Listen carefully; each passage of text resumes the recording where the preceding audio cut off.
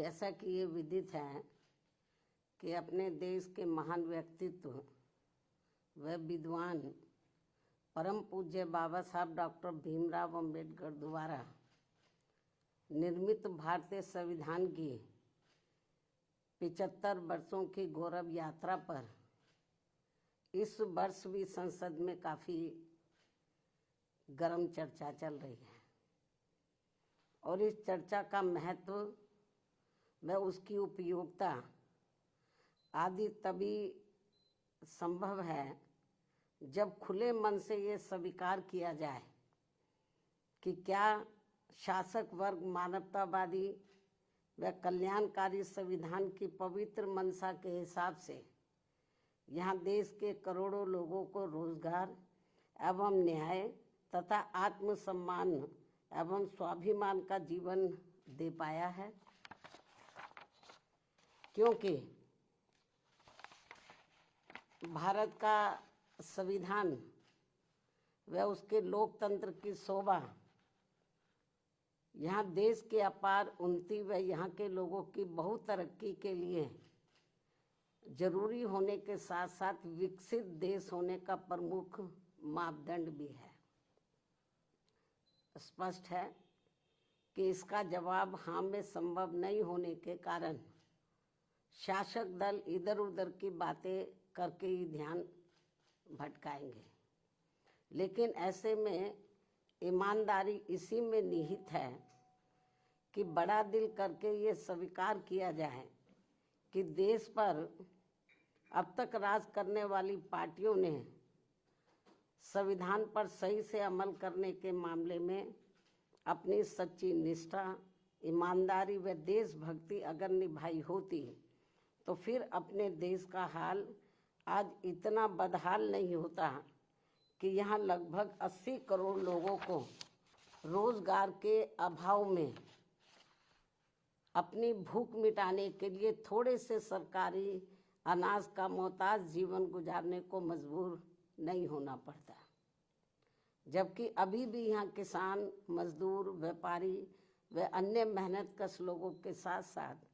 छात्र व युवा वर्ग, महिलाएं एवं बुजुर्ग आदि ये सभी लोग अपनी समस्याओं को लेकर काफ़ी ज़्यादा परेशान व चिंतित भी हैं। इससे स्पष्ट है कि यहाँ संविधान विफल नहीं रहा है, बल्कि देश पर राज करने वाले लोगों व पार्टियों ने ही देश के संविधान को फेल करने का काम किया है। शायद यही कारण है कि संसद में जब अब संविधान को लेकर विशेष चर्चा हो रही है तो उसमें भी खासकर कांग्रेस और भाजपा के बीच वही दिन रात 24 घंटे के वही घिसे पिटे पुराने आलाप, आरोप प्रत्यारोप तथा हमसे ज़्यादा तुम दोषी जैसी संकीर्ण राजनीति का स्वार्थ ज़्यादा हावी नजर आता है, जिससे मामला फिर से कुल मिलाकर वही ढाक के 3 पात वाली कहावत बनकर रह जाएगा। ये स्थिति देश के लिए अति दुखद व लोगों के भविष्य के लिए भी अति दुर्भाग्यपूर्ण है। इसके साथ ही संसद में हो रही इस चर्चा में सत्ता व विपक्ष को सुनकर ऐसा लगता है कि इन्होंने अपने अपने राजनीतिक स्वार्थ में अब संविधान का ही काफ़ी हद तक राजनीतिकरण कर दिया है और इस मौके पर भी कोई अपने स्वार्थ में संविधान की प्रति को माथे पर लगा रहा है तथा कोई इसे अपने हाथ में लेकर इसको दिखाने में लगा है। और अब तो इसकी आड़ में देश व जनहित के जरूरी मुद्दे भी दरकिनार कर दिए जा रहे हैं, जबकि भारतीय संविधान के मूल निर्माता परम पूज्य बाबा साहब डॉक्टर भीमराव अंबेडकर तो अपने देश में पहली बनी कांग्रेसी सरकार में ये भाप गए थे कि केंद्र व राज्यों में सत्ता जातिवादी व संकीर्ण मानसिकता रखने वाले लोगों के हाथों में रहते हुए यहाँ सदियों से उपेक्षित रहे खासकर SC, ST व OBC वर्गों के लोगों को जिंदगी के हर पहलू में आगे बढ़ने के लिए जो भी इन्हें संविधान में कानूनी अधिकार मिले हैं तो उनका अभिनय सही से पूरा लाभ नहीं मिल पाएगा। और ये सब बाबा साहब ने केंद्र में पहले बने कानूनी मंत्री पद पर रहते हुए खुद होते हुए भी देखा है, जिससे दुखी व चिंतित होकर फिर इन्होंने यानी कि बाबा साहब डॉक्टर भीमराव अम्बेडकर ने उस समय के प्रधानमंत्री पंडित जवाहरलाल नेहरू को अपने इस पद से इस्तीफा भी दे दिया था। बाबा साहब ने कानूनी मंत्री पद से उनको इस्तीफा दे दिया था। हालांकि उस समय की कांग्रेसी सरकार ने बाबा साहब के इस्तीफा देने के कारणों के बारे में इनको संसद में बोलने तक भी नहीं दिया था। तब फिर इनको मजबूरी में इस संदर्भ में अपनी बात मीडिया में ही रखनी पड़ी थी, जिससे उस समय संविधान व इन वर्गों के प्रति भी कांग्रेस का असली चेहरा खुलकर सामने आ गया था। लगभग यही स्थिति संसद में मेरे साथ भी गुजरी है, जब मुझे अपने लोगों के उत्पीड़न के विरुद्ध राज्यसभा में बोलने नहीं दिया था, और तब फिर मजबूरी में मुझे उस समय राज्यसभा से इस्तीफा भी देना पड़ गया था। इसके साथ ही बाबा साहब के देहांत होने के बाद भी केंद्र में काफ़ी वर्षों तक रही इसी कांग्रेस पार्टी की सरकार ने इनके आदर सम्मान में इनको हर मामले में पात्र रहे भारत रत्न की उपाधि से भी सम्मानित नहीं किया था, जिससे फिर इस पार्टी के सत्ता में हटने के बाद बीएसपी के अथक प्रयासों से ही श्री बीपी सिंह की सरकार में इनको ये सम्मान दिया गया था। उसी समय वर्षों से लटकी पड़ी ओबीसी वर्गों की मंडल कमीशन की रिपोर्ट को भी लागू कर दिया गया था, जिसे कांग्रेस पार्टी ने लागू नहीं किया था। इसको लटका के रखा था, जबरन लटका के रखा था, क्योंकि इनकी मानसिकता सही नहीं थी कांग्रेस की। ये लोग नहीं चाहते थे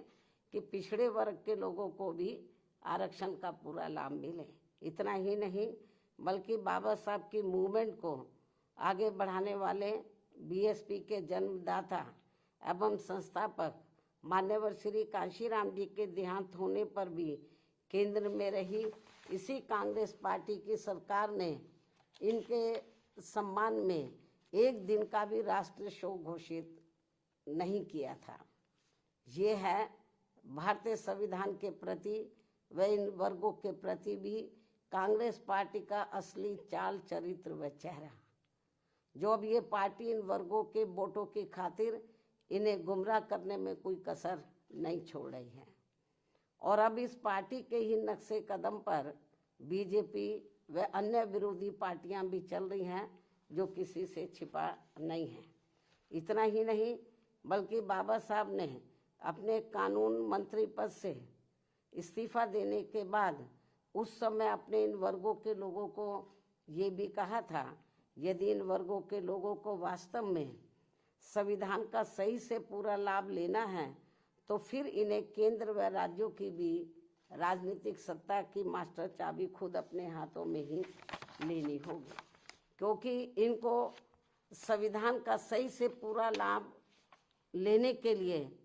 अब पंडित नेहरू के परिवार से व अन्य सभी जातिवादी व संकीर्ण मानसिकता रखने वाली पार्टियों से भी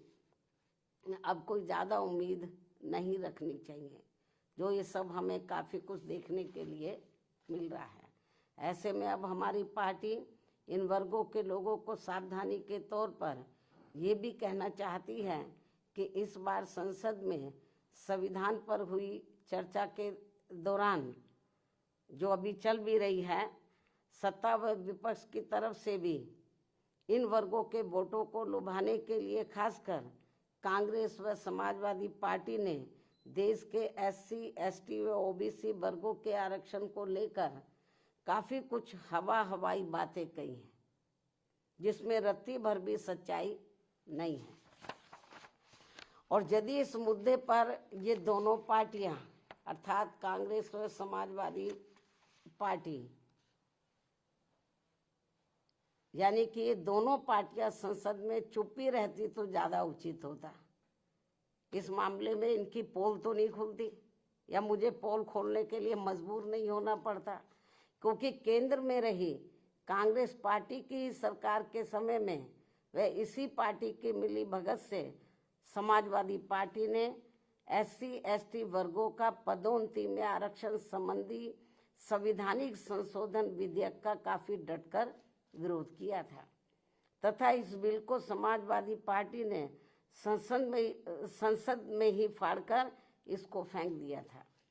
जिस बिल को लाने के लिए हमारी पार्टी को काफी कड़ा संघर्ष भी करना पड़ा था, जो ये बिल अभी तक भी संसद में लटका पड़ा है। इससे बीजेपी की भी आरक्षण विरोधी मानसिकता साफ झलकती है, जो इसे पास कराने के कतई भी मूड में नहीं है।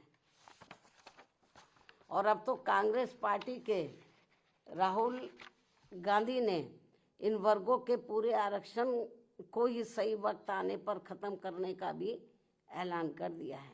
जबकि इस मामले में बीजेपी व अन्य विरोधी पार्टियां भी कोई कम नहीं है। और अभी भी हमें सत्ता व विपक्ष द्वारा आरक्षण को निष्प्रभावी बनाने व इसे खत्म करने के लिए इन सब की सोच लगभग एक जैसी ही देखने को मिलती है। इतना ही नहीं, बल्कि अब तो ये पार्टियां अंदर अंदर आपस में मिलकर कोर्ट की आड़ में भी इनके आरक्षण को निष्प्रभावी बनाने में वे आगे चलकर इसे पूरे तौर से खत्म करने की भी पूरी कोशिश में लगी हुई हैं, जिनसे इन वर्गों के लोगों को हमेशा सावधान रहना है, क्योंकि इसके अनेकों उदाहरण इन वर्गों के सामने हैं। इसके साथ साथ देश में सर्व समाज में से गरीब, असहाय व बेरोजगार लोगों को भी रोटी रोजी के साधन ना के बराबर ही मिल रहे हैं। आए दिन यहाँ गरीबी, बेरोजगारी व महंगाई आदि भी काफ़ी ज़्यादा बढ़ रही है। पिछले काफ़ी वर्षों से देश की अर्थव्यवस्था भी कोई खास अच्छी नहीं चल रही है। ऐसे में अब वर्तमान भाजपा सरकार द्वारा भी जो किस्म किस्म के संकल्प लिए जा रहे हैं, कल भी उन्होंने अपने कुछ संकल्प दोहराए हैं, तो उनसे अब देश की जनता को कोई विशेष लाभ होने वाला नहीं है। इसके साथ ही अब मैं देश के संविधान में सत्ता व विपक्ष द्वारा अब तक किए गए असंख्य संशोधनों के संदर्भ में भी ये कहना चाहूँगी कि यदि सरकार द्वारा संविधान में संशोधन अपनी पार्टी, यानी कि जो उनकी पार्टी जो भी सरकार संशोधन लाती है, यदि सरकार द्वारा संविधान में संशोधन वे अपनी पार्टी या किसी विशेष व्यक्ति या संस्था आदि को फायदा पहुंचाने के लिए किए जाते हैं, यदि सरकार द्वारा संविधान में संशोधन वे लोग अपनी पार्टी या किसी विशेष व्यक्ति या संस्था आदि को फायदा पहुंचाने के लिए किए जाते हैं, तो उसका फिर हमारी पार्टी कभी भी समर्थन नहीं करेगी, अर्थात उसका डटकर विरोध करेगी। और यदि इसके विपरीत संविधान में संशोधन देश में आम जनहित में किए जाते हैं, तो तभी फिर हमारी पार्टी उनका पूरे तय दिल से समर्थन करेगी। हालांकि इस मामले में कांग्रेस व बीजेपी के नेतृत्व में अनेकों बार बनी केंद्र की सरकार में खासकर SC/ST व OBC वर्गों के हितों की जो इनकी उपेक्षा की गई है, जिसके अनेकों उदाहरण हमारे सामने हैं, ये अति दुख की बात है। इसमें इनकी इन वर्गों के प्रति हीन व जातिवादी मानसिकता भी साफ झलकती है, जो अब ये आगे नहीं होना चाहिए। और इनके ऐसे जो भी मामले अभी तक भी लटके पड़े हैं, उन्हें जल्दी संसद में लाकर पास भी कराना चाहिए। इसके साथ ही इन वर्गों के आरक्षण को निष्प्रभावी बनाने के लिए जो आए दिन आरक्षण के साथ छेड़छाड़ की जा रही है तो उन पर भी रोक लगाने के लिए इसे संविधान की 9वीं अनुसूची में जरूर डालना चाहिए। संक्षेप में अब हमारी पार्टी का यही कहना है कि हर वर्ष संसद में संविधान पर चर्चा कराने के साथ साथ ये भी उचित होगा कि सत्ता व विपक्ष को देश व आम जनहित में तथा जाति व धर्म से भी ऊपर उठकर बाबा साहब द्वारा निर्मित किए गए अपने बेहतरीन संविधान पर, अपने देश के बेहतरीन संविधान पर अपनी पूरी ईमानदारी व निष्ठा से अमल करना चाहिए तथा इसकी आड़ में इन्हें अपनी राजनीतिक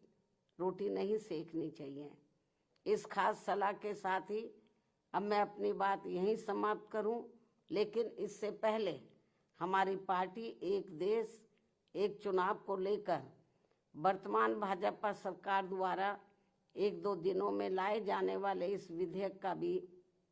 स्वागत करेगी। वैसे भी हमारी पार्टी गरीब व मजलूमों की ही पार्टी है और हमारी इस पार्टी के संगठन व चुनाव आदि भी इन्हीं के ही बलबूते पर चलाए जाते हैं व लड़े जाते हैं। जो गरीब मजलूम लोग हैं तो उन्हीं की आर्थिक मदद से,